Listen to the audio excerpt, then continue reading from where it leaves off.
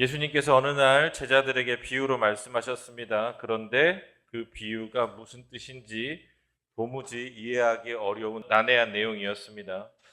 바로 우리가 오늘 함께 읽은 불의한 청지기의 비유가 바로 그러합니다. 사실 예수님께서는 무엇을 자세하게 설명하거나 알기 쉽게 설명해 주지 않습니다. 두루뭉실하게 설명해 주시고 기존의 생각과는 다른 시각들을 제시할 때가 참 많습니다. 그래서 사람들은 그 자리에서 예수님께서 말씀하신 것이 이런 내용인가 보다라고 생각했다가도 집에 돌아가면서 생각해 보면 그 뜻이 아닌가? 예수님께서 말하려고 하시는 게 무엇이었지? 라고 생각을 돌이키게 됩니다. 혹은 몇 달 혹은 몇 년이 지나서야 그 의미를 깨닫게 되기도 합니다. 20대 초반에 저를 가장 많이 괴롭힌 성경의 말씀은 포도원 품꾼 비유입니다. 처음 온자나 나중 온자나 임금을 똑같이 주는 것, 그것이 이해하기 힘들었습니다. 어떻게 부당하게 천국에서 더 많이 일한 사람에게나 조금 일한 사람에게 똑같이 급여를 주는가라는 의문은 저의 20대 때 굉장히 어려운 난제였습니다. 사실 유교 문화권에서 자란 우리들은 특히 나이가 많으실수록 유교 문화의 영향을 더 받았기 때문에 이상한 것, 잘못하는 것을 지적하기보다 그 권위에 순종하는 것, 그 권위를 따르는 것이 미덕이라고 여기 왔습니다. 그래서 신앙도 그렇게 생각합니다. 어떤 믿음이 좋은 믿음이죠? 의문을 갖지 않고 가라 하면 가고 서라 하면 설 수 있는 그와 같은 믿음을 좋은 믿음이다라고 생각했습니다. 그래서 성경 말씀에 대해서 질문을 갖거나 의문을 갖는 것은 약간 불경스러운 것, 믿음이 부족한 것이라고 여겨왔습니다. 그런데 그것은 잘못된 것입니다. 왜냐하면 주님께서 이렇게 이해하기 힘든 것들, 우리가 쉽게 받아들이기 어려운 이야기들로 하나님의 나라를 설명하는 데에는 그 의도가 있기 때문에 그렇습니다. 왜냐하면 의문을 가져라, 고민해라, 너의 삶을 돌아보아라. 의문을 갖고 고민하고 나의 삶을 돌아봄으로 하나님 나라가 진정 무엇인지에 대해서 깨닫게 하시기 위해서 그렇게 말씀하신 것입니다. 여튼 20대 때 가졌던 포도원 품꾼 비유에 대해서 4월 달에 제가 말씀을 드렸는데 기억이 나시나요? 대단하시네. 2달이 지났는데 기억을 하시니까 은혜인 것 같습니다. 오늘 그 비유의 의미에 대해서 다시 한번 말씀을 나누고자 함이 아니고 이렇게 의문이 가는 비유들이 있고 말씀을 알아가는 과정을 통해서 하나님의 진정한 말씀의 의미를 깨달아야 한다라는 것입니다. 그런데 도저히 해결이 안 되는 예수님의 말씀이 바로 오늘의 비유인 것입니다. 이 비유는 그리스도교 2000년 역사 동안 언제나 수수께끼였습니다. 여전히 수많은 풀리지 않는 질문들이 있습니다. 혹자는 이 비유의 의도를 돈을 버리고 관계를 선택했다. 돈보다 관계를 중요하게 여기는 것, 그것이 이 비유의 말씀이다. 라고 이야기하는 경우가 있습니다. 그런데 문제는 불의한이라는 것에서 우리는 탁 막히죠. 불의하게 그러면 그와 같은 행동을 해도 되는가? 그 청지기는 불의했는데 왜 불의하게 행동하고 칭찬을 받는가? 어찌 불의한 자가 하나님 나라를 이루는 사람이 될 수 있는가라는 의문입니다.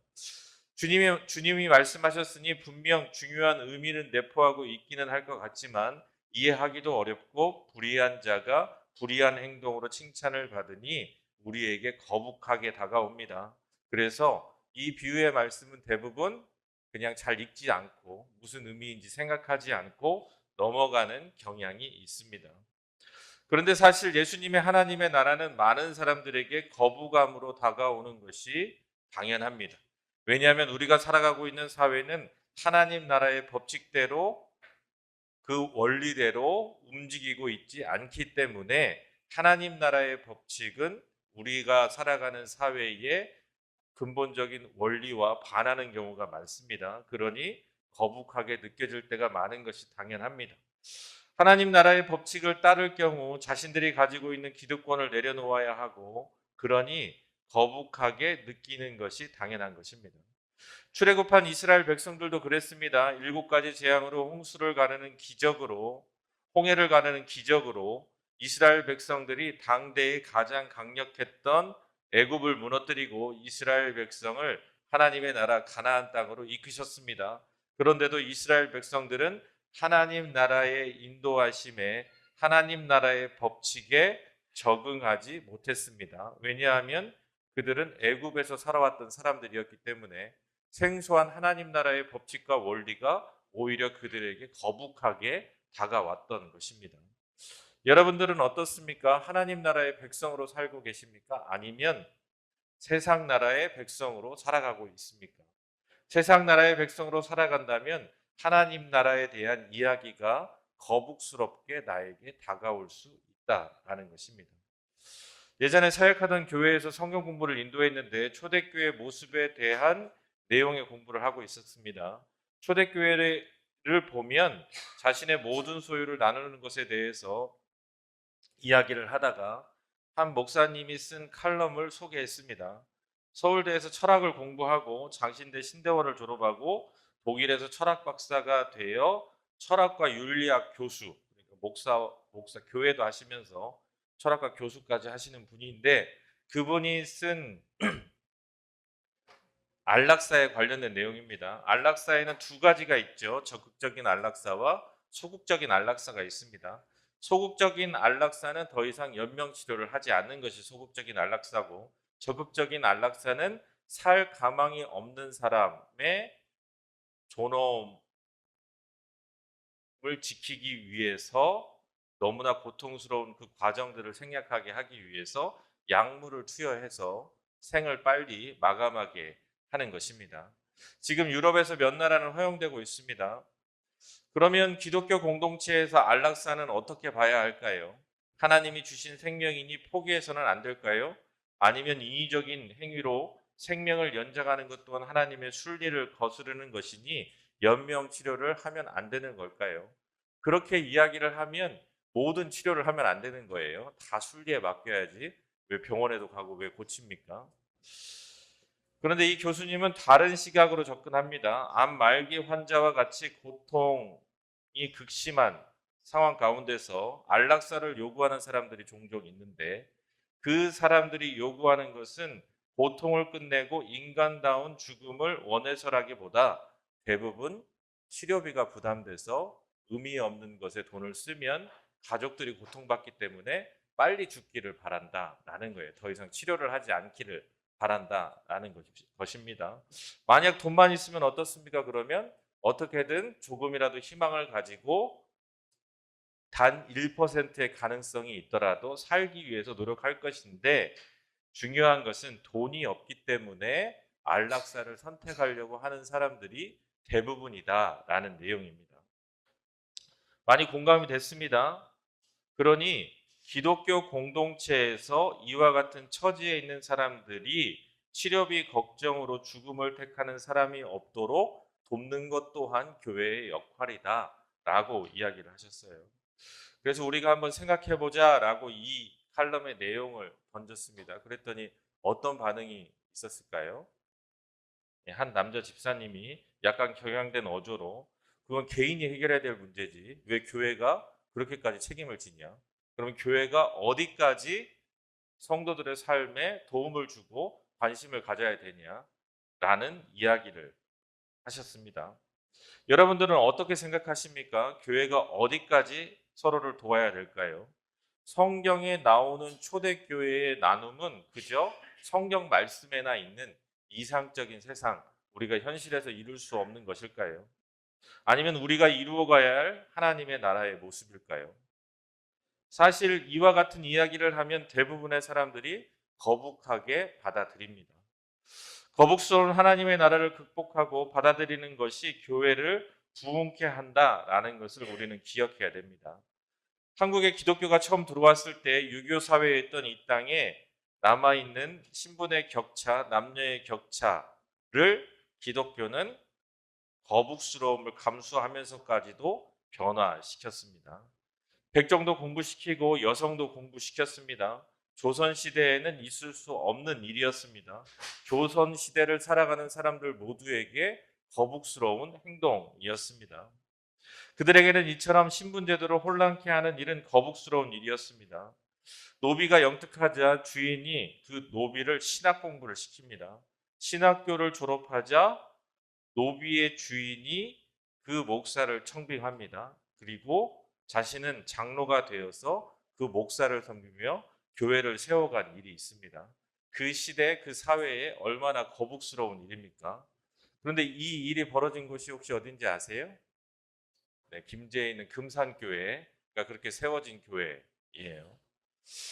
오늘 말씀은 여전히 하나님의 나라를 거북스러운 곳으로 여겼던 제자들과 바리새인들에게 들려주신 말씀입니다.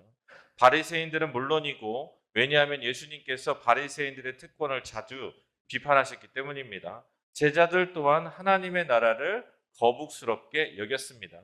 예수님을 따르던 제자들은 예수님께서 말씀하시는 하나님의 나라의 근본적인 것들에 대해서는 관심이 없었고, 그들은 그저 자신들이 원하는 메시아 왕국의 도래를 꿈꾸고 있었습니다. 그리고 그 메시아 왕국이 도래했을 때 자신들이 권력의 중심에 있기를 바랬습니다. 마치 자신들의 소원을 이루어줄 요술램프 정도로 예수님을 생각한 것입니다. 그런데 예수님께서 말씀하신 것이 뭐예요? 높아지려고 하지 말고 끝자리에 앉아야 하고 낮아져야 한다라는 말씀을 할 때 그들은 그와 같이 말씀하시는 하나님의 나라를 거북스러운 것으로 여겼습니다. 예수님의 죽음과 부활을 목격한 후에야 주님의 뜻을 진정 받아들일 수 있게 된 것이죠. 하루는 자기의 청지기에 대한 악성 루머가 부자에게 들렸습니다. 청지기는 부자의 돈을 위탁 경영하는 사람입니다. 회사의 주인은 따로 있고 그 경영만 맡아서 하는 전문 CEO 같은 것입니다. 당연히 능력이 있고 주인과도 신뢰 관계였을 것입니다. 그러니 자신의 큰 재산을 청지기에게 맡겨서 관리하게 한 것입니다. 그런데 그가 주인의 재산을 낭비한다는 것입니다. 이제 부자는 그에 대한 신뢰를 거둬들일 수도 있게 된 것입니다. 부자는 드디어 청지기를 불렀습니다. 요즘 말로 하면 감사를 실행하는 것이죠. 네가 잘했나 한번 보자라는 거예요. 그는 분명히 혐의가 있습니다. 왜냐하면 누군가 그가 주인의 재산을 관리하고 증식하지 않고 오히려 낭비한다라고 고발을 하였기 때문입니다. 부자는 묻습니다. 어찌된 일이냐? 내가 보던 일을 셈하겠다. 청지기 직무를 계속하지 못하리라 라고 청지기를 불러다 놓고 부자가 이야기합니다. 역시 가진 자는 배운 자답게 합리적이고 다스리는 자답게 공정하게 일을 처리합니다. 그런데 한꺼풀만 벗겨보면 부자의 행동이 얼마나 거칠고 폭력적인지 드러납니다. 이런 상황이라면 부자는 먼저 들은 소문이 사실인지 진상조사부터 해야 했습니다. 청지기에게 들리는 소문이 사실인지 청지기에게 소상히 소명할 기회를 주어야 했습니다. 그런데 그 부자의 태도는 어떻습니까? 진상조사도 하지 않고 청지기의 변명도 들으려고 하지 않습니다. 너무나도 독단적으로 결론을 내리고 있습니다. 지금으로 치면 청지기는 전문 CEO, 상당히 높은 자리입니다. 그러니 그 자리를 노리는 사람들도 많았을 것입니다. 여기서 주인에게 들린지라 라는 단어의 원어의 뜻은 고발하다 라는 뜻인데, 특히 원어의 뉘앙스를 살펴보면 적대감을 가지고 고소하다, 이간질하다 라는 의미를 가지고 있습니다. 그래서 이 단어는 사단이 하나님 앞에 욥을 고발할 때 같은 단어가 사용됩니다. 즉 이 단어가 쓰인 것으로 보아 누군가의 비방이었을 가능성이 큽니다. 그 CEO 자리, 청지기 자리를 노리고 누군가 거짓 소문을 퍼뜨렸을 가능성이 큽니다. 그런데 주인은 그의 말을 들으려고도 하지 않습니다. 사실 그렇습니다. 권력을 가진 사람이 결정해 놓고 트집을 잡으면 밑에 있는 사람이 버틸 수가 있습니까? 회사에서 보면 부하 직원을 쫓아내기로 맘먹으면 너무나도 쉽게 쫓아낼 수 있어요. 화장실 가는 횟수를 세면서 왜 이렇게 화장실을 자주 가느냐 불러놓고 혼내는 거죠. 보고서를 내면 어떻게 합니까? 자를 가져와서 이렇게 대보고 좀 삐뚤어졌네 하고 이제 그런 거 가지고 혼내기 시작합니다. 그러면 견딜 수 있는 사람이 거의 없습니다. 폰트가 왜 그러느냐, 정렬이 왜 그러느냐, PPT의 그림은 왜 이걸 삽입했느냐, 따지고 들고 시비 걸자고 하면 안 걸리는 게 없어요. 왜 빨리 전화를 안 받느냐? 메신저를 왜 빨리 응답하지 않느냐? 말투, 걸을 때 왜 그렇게 걸어? 발소리가 왜 그래? 먹을 때 왜 소리를 그렇게 내? 라고 따지고 괴롭히기 시작하면 견딜 수 있는 사람이 없습니다. 왜냐하면 밑에 있는 사람은 들을 수밖에 없기 때문에 그렇습니다. 청지기도 지금 그와 같은 상황에 놓여 있는 것입니다. 청지기는 이제 결론이 정해졌다라는 것을 깨닫게 됩니다. 그래서 속으로 말합니다. 주인이 내 직분을 빼앗았으니 내가 무엇을 할꼬? 청지기는 자신의 신태를 한탄합니다. 독재적 자본가는 청지기에게 청지기직을 빼앗고 있습니다. 부당하게 빼앗는 것입니다. 만약 청지기가 실제로 부당하게 주인의 재산을 횡령했다면 이 독백에서 무엇이라 말해야 자랑스럽습니까? 내가 그러지 말았어야 됐는데 내가 그때 그것에 손대서 지금 이와 같은 일을 당하는구나 라고 후회해야 맞습니다. 탕자가 자신의 재산을 다 탕진하고 자신의 행동을 후회한 것처럼 이 청지기도 그렇게 후회해야 됩니다. 그런데 지금 청지기는 뭐라고 말하고 있습니까? 빼앗겼다라고 말하고 있는 거예요. 청지기 인생 최대의 위기를 맞이합니다. 어찌해야 할지 너무나도 고민스럽습니다. 그래서 계속 혼잣말로 중얼거리며 돌아다니고 있습니다. 여러분들도 어때요?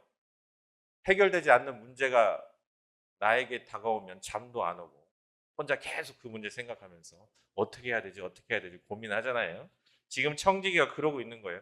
어떻게 해야 되지? 이 상황을 어떻게 모면할 수 있지? 땅을 파자니 힘이 없고 빌어먹자니 부끄러운데 나는 도대체 어떻게 해야 이 상황에서 살아남을 수 있을까라고 중얼거리며 고민하고 있습니다. 그러다가 번뜩 아이디어가 생각납니다. 주인에게 빚진 사람들을 불러다가 그들의 빚을 탕감해 주는 것입니다. 그러면 내가 주인에게 쫓겨난 후에 그들이 나를 받아줄 것이다 라고 생각한 것입니다. 그래서 빚진 자들을 부릅니다. 그리고 그들의 증서를 바꿔줍니다. 기름이 100마리면 50으로, 밀이 100석이면 80으로 그 빚진 증서를 바꿔줍니다. 드디어 불의한 청지기가 실제로 불의를 저지르고 있습니다. 주인이 불의한 자라고 쫓아내려고 하자 불의를 행합니다. 그런데 그 규모가 장난이 아닙니다. 기름 100말은 약 3,400리터 정도 되는 양입니다. 올리브 나무 150주 가량에서 산출되는 양이라고 합니다.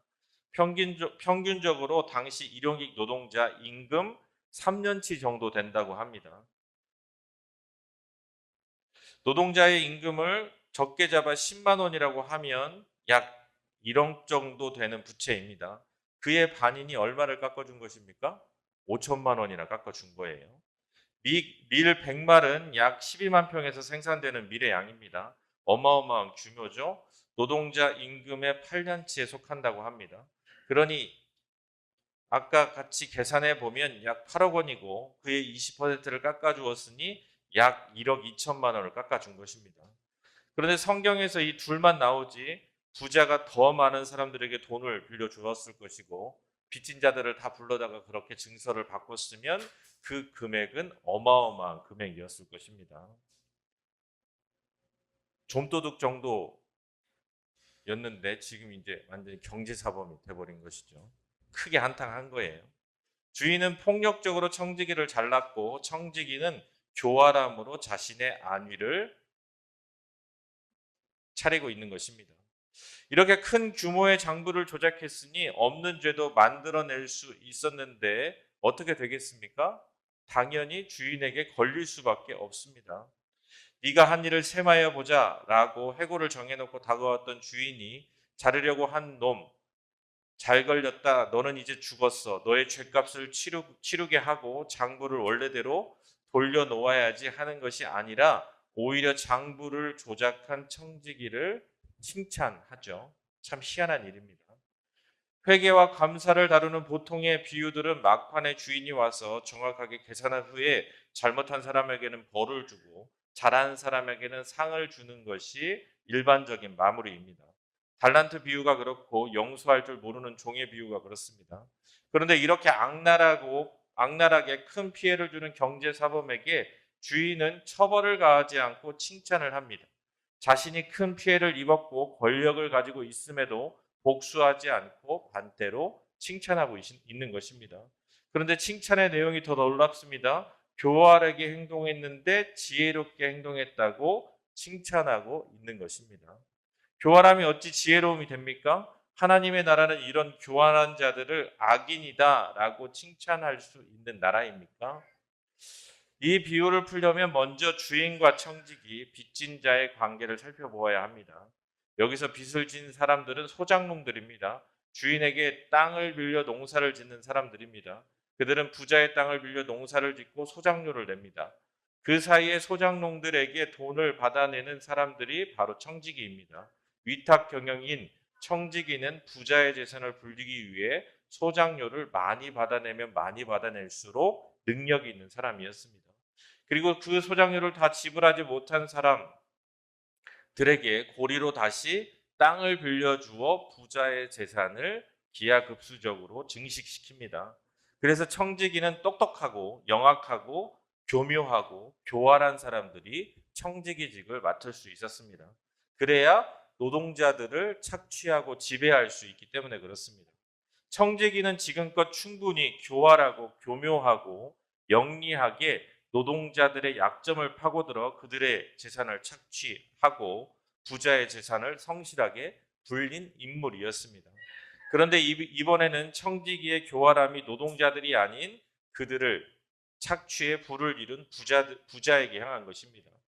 청지기가 교활함이 노동자들을 향할 때는 지배와 착취가 됩니다. 그런데 부자를 향하면 어떻게 됩니까?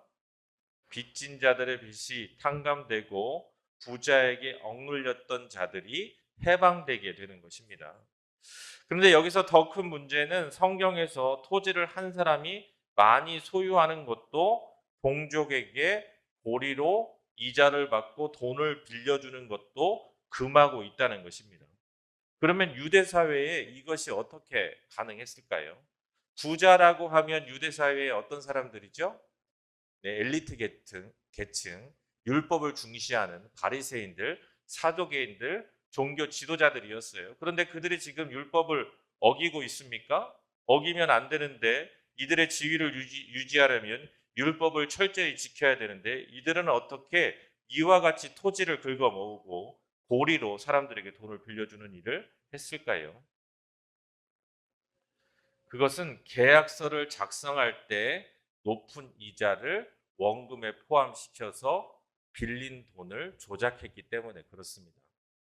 즉 50만을 빌린 자에게는 100만을 빌렸다라고 계약서를 쓰게 하는 거예요. 이자를 반영해서 계약서를 쓰게 하는 것이죠. 왜냐하면 이자를 받으면 그것이 불법이 되고 율법을 어기는 것이 되기 때문에 미리 계약서에다가 빌린 만큼 이자만큼 빌렸다라고 쓴 것입니다. 밀 80석을 빌린 자에게는 밀 100석이라고 쓰게 한 것입니다. 명분과 실리를 모두 챙기려는 상류층의 위선인 것입니다. 이스라엘 지배계층들은 당연하게 행했던 일입니다. 예수님은 지금 그들의 그와 같은 행위를 지적하고 있는 것입니다. 불의하게 돈을 번 자가 불의한 방법으로 이제 그 불의를 끌어내고 있습니다. 원래대로 돌려놓는 것입니다. 오늘 말씀의 주제가 무엇입니까? 불의하게라도 지혜를 발휘해야 하나님에게 인정받는다입니까? 그렇지 않습니다. 오늘 비유의 주제는 오늘 말씀 마지막 절 13절에 나와 있습니다. 13절 말씀을 함께 읽겠습니다. 집 하인이 두 주인을 섬길 수 없나니 혹 이를 미워하고 저를 사랑하거나 혹 이를 중히 여기고 저를 경히 여길 것임이니라.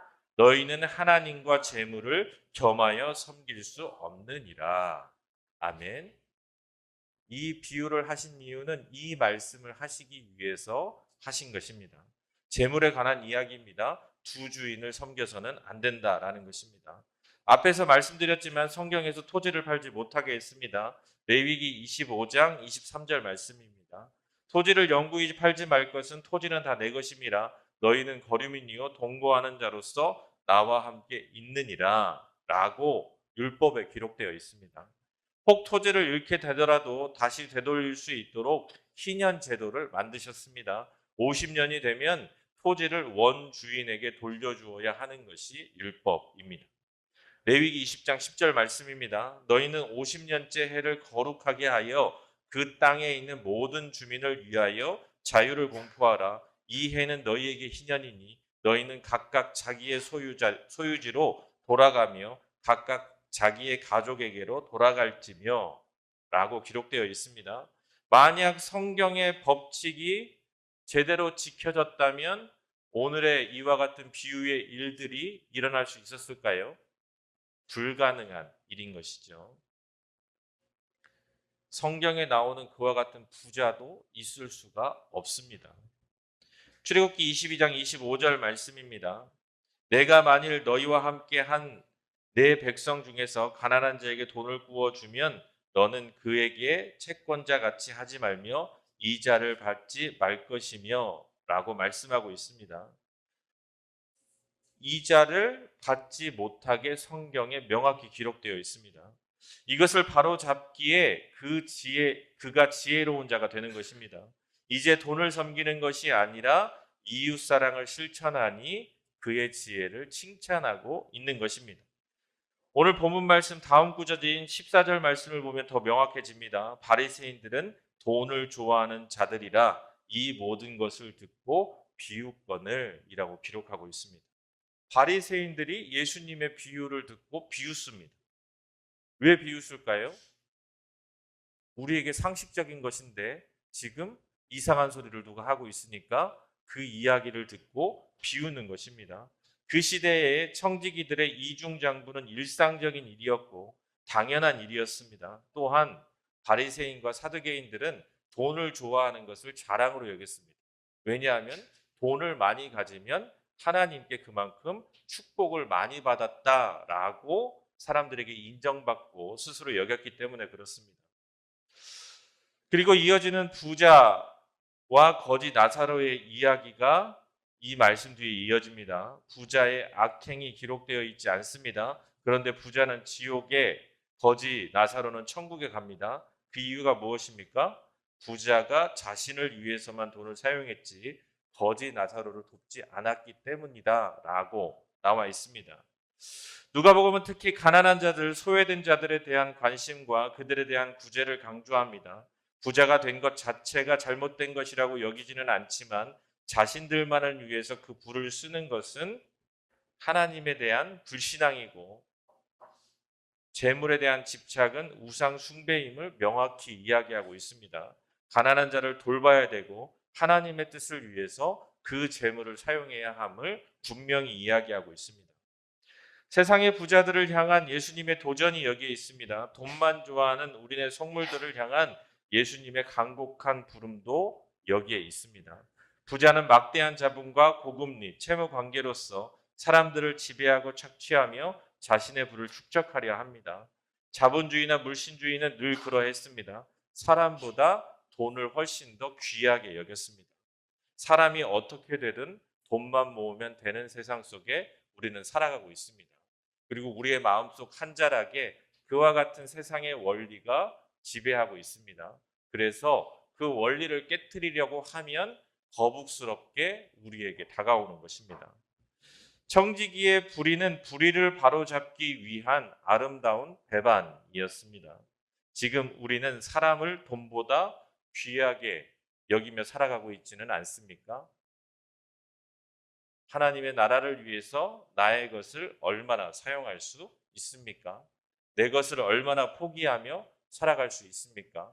돈만 모으면 된다라는 세상 속에서 우리는 그들의 주장을 거북스럽게 만드는 사람들입니까? 아니면 그들과 함께 하나님의 말씀을 거북하게 여기는 사람입니까?